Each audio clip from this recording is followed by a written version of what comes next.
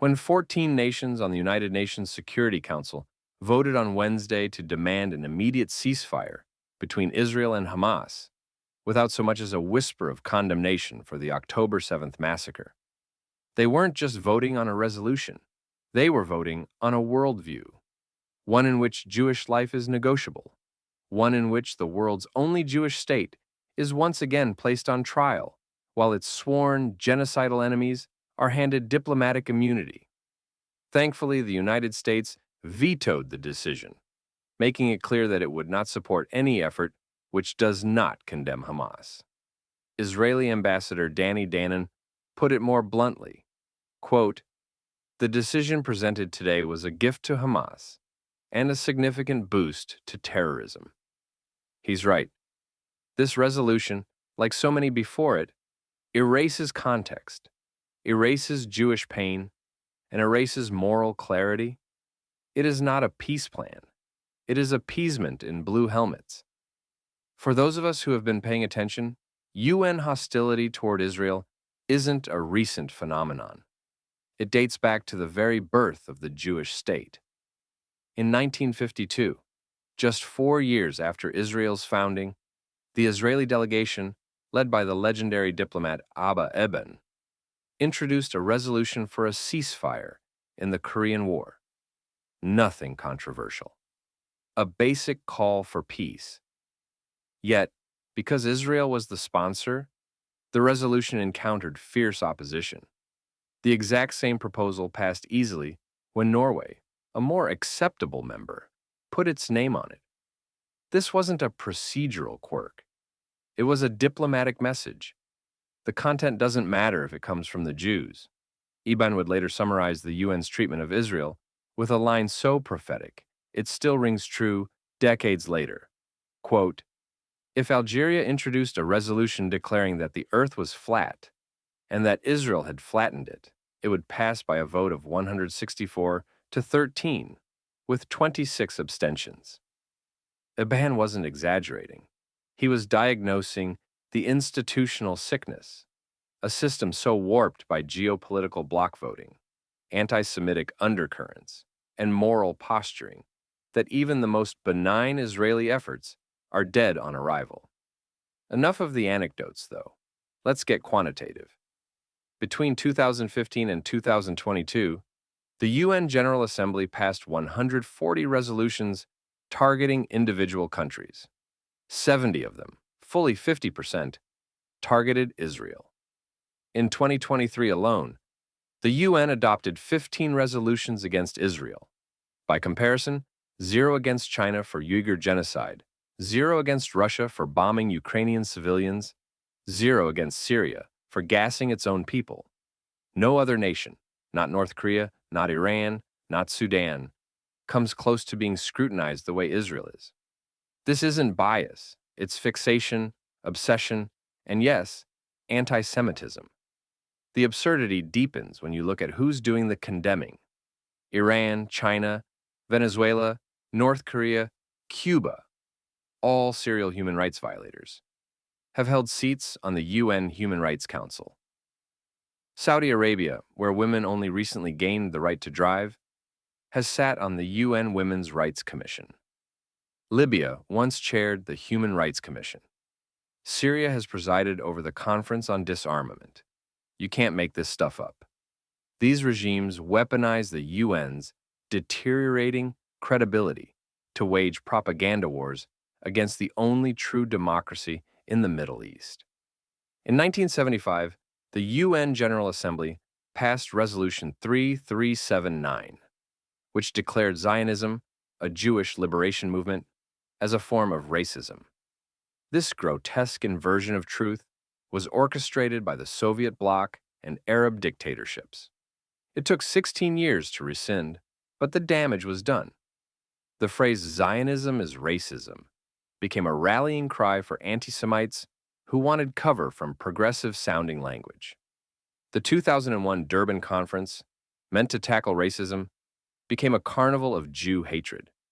Pamphlets distributed there showed swastikas over Stars of David. Jewish delegates were verbally and physically harassed. The forum legitimized the idea that Anti-Semitism could be reframed as so-called anti-Zionism. Subsequent Durban conferences, 2009, 2011, 2021, followed the same pattern. The UN funded it all. In 2016, the UN's cultural arm passed resolutions that erased Jewish ties to Jerusalem. The Temple Mount was referred to exclusively by its Muslim name, Al-Haram al-Sharif, with zero mention of its central role in Jewish history. 3,000 years of Jewish identity bulldozed by bureaucratic revisionism. What's more, the UN Human Rights Council has a permanent agenda item, Item 7, that singles out only one country for regular scrutiny, Israel. No other nation, not North Korea, not Syria, gets this treatment. Israel is the only country institutionally condemned in perpetuity. During the 2014 Gaza war, Hamas was caught storing weapons in UN-run schools 3 separate times. Did the UN cut ties, condemn the group, call for accountability? Number It issued a letter. Today, as Hamas continues to embed itself in civilian infrastructure, schools, hospitals, mosques, the UN remains silent, or worse, complicit. And now, the UN refuses to work with the Gaza Humanitarian Foundation, one of the few aid groups not hijacked by Hamas. Why? Because it might make Israel look, not evil. Then, there's the infamous UNRWA, the UN agency created exclusively for Palestinians, which doesn't do what refugee agencies are chiefly responsible for doing: resettling refugees. It manufactures them. It counts descendants as refugees, turning 750,000 in 1948 into some 5 million today. It's the only refugee agency that makes refugee status hereditary. It runs schools that teach anti-Semitic hatred. And in 2023, several UNRWA employees were directly involved in the October 7th massacre, not to mention the Hamas data center that was found directly underneath UNRWA's Gaza headquarters. Still, donor nations keep writing checks. While so-called Palestinian refugees remain front-page news, 850,000 Jews were expelled from Arab countries after 1948. No UN agency was created for them. No special commissions. No so-called right of return. No aid. Their story vanished. Why? Because they were successfully absorbed into Israel. Because their plight doesn't serve the narrative. Because they're Jews. The UN doesn't just distort reality, it launders it through euphemism. Hamas gunmen become militants. October 7th becomes a clash. Israeli hostages are barely mentioned, and Israeli self-defense is labeled disproportionate force. This manipulation of language legitimizes terror and delegitimizes truth. On October 7th, Hamas invaded Israel, murdered over 1,200 people, raped women, burned families alive, and took 250 hostages. There was no emergency UN session, no moment of silence, no global day of mourning. Worse, UN Secretary General Antonio Guterres actually rationalized the massacre, saying it, quote, did not happen in a vacuum. This moral inversion was too much even for some Western diplomats. To add insult to injury, UN aid chief Tom Fletcher recently claimed, without evidence, that 14,000 babies would die in 48 hours if aid didn't enter Gaza. The UN later retracted the claim. But the media damage was done. This kind of emotional blackmail has become standard practice. It's not humanitarianism, it's jihadist propaganda. When the world's largest international institution vilifies Israel, it normalizes anti-Semitism, gives moral cover to hate groups, and emboldens campus radicals and street mobs. The spike in anti-Semitic attacks around the world isn't coincidental. It's downstream from institutional rot. The United Nations was born from the ashes of the Holocaust. It was meant to prevent future genocide. And now, it whitewashes those who openly call for Jewish genocide. It rewards the murderers and lectures the survivors. The UN isn't just flawed, It's functioning exactly as many of its members want it to. A coalition of dictators, kleptocrats, and Islamic fundamentalists has hijacked the institution. Israel stands as the most scrutinized, most condemned, and most slandered country at the United Nations. Why? Because it's Jewish, because it's strong, because it survives. But Israel doesn't need UN approval to exist. It needs determination, moral clarity, and allies who aren't afraid to call out hypocrisy. The UN may be united in its hatred of the Jewish state, but we are united in our commitment to its survival. Plus, let's be honest, the United Nations today is a bloated bureaucracy that confuses motion for meaning. It passes non-binding resolutions, holds endless conferences, and issues strongly worded statements, none of which actually stop wars, curb dictatorships, or defend freedom. While Ukraine bleeds, while Iran arms proxies across the Middle East, while China surveils its population and detains minorities in concentration camps, the UN debates Israel. Not because it's effective, but because it's easy. Because Israel is the one democracy that won't walk out, won't bomb Geneva, and won't arrest UN officials for insulting it. This institutional cowardice has come at a cost: relevance. The United Nations failed to stop genocide in Rwanda. It failed in Srebrenica. It failed in Syria. It failed in Afghanistan. It failed in Ukraine. And it has failed repeatedly to confront the very terrorism that threatens the future of the Middle East and elsewhere. One of our sharpest guest contributors, Daniel Clark Serrett, recently did what UN bureaucrats have never done. He read the dictionary. And then, realizing they clearly hadn't, he rewrote it for them, this time with the brutal honesty they worked so hard to avoid. Here's an excerpt from his UN-approved lexicon, a linguistic guide to understanding the United Nations' moral logic. Jewish refugees, settler colonists. Jewish refugees from Arab countries. White settler colonists. History, fiction, used to suit a narrative. Canaanites, Philistines, anyone. The ancestors of the Palestinians. The Israelites, also Palestinians. Adam and Eve, the first Palestinians. The Holocaust, a terrible event in which Palestinians have primarily been the victims.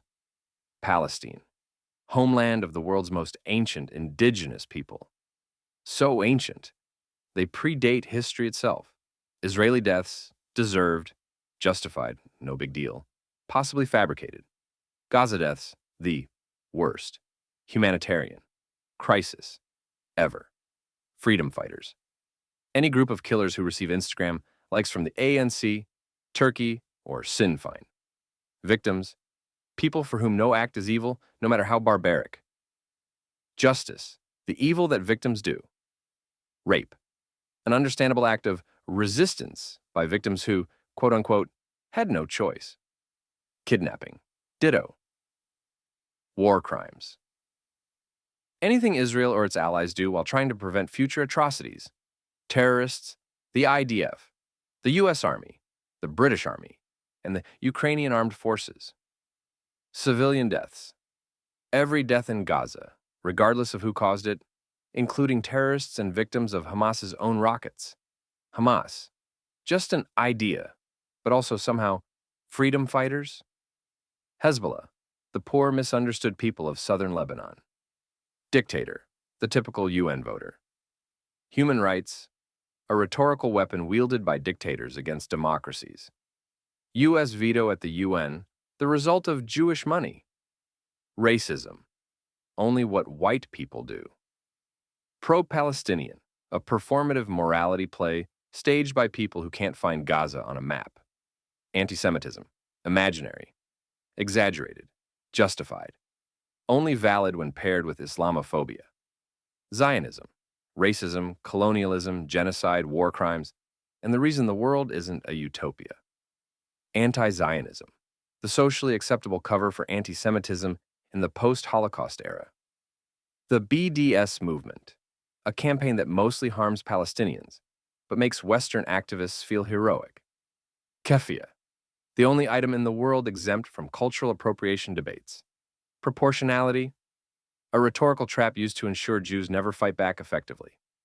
Occupation, a convenient excuse to blame Israel for every problem in Gaza or the West Bank, even if caused by Hamas or the Palestinian Authority. Honesty, non-existent. And lastly, truth. What is that? Daniel's list isn't just witty, it's accurate. It lays bare the absurdity of the UN's moral gymnastics and the perverse vocabulary used to justify injustice. Thankfully, real diplomacy increasingly happens outside the UN. Coalitions like the Abraham Accords were born not in Turtle Bay, but in defiance of it. Peace and progress now come from direct regional engagement, economic ties, and shared security interests, not from the echo chamber of failed moralism in New York. For Israel and its allies, the UN is not a venue for justice. It is a theater of absurdity. And the audience has started to leave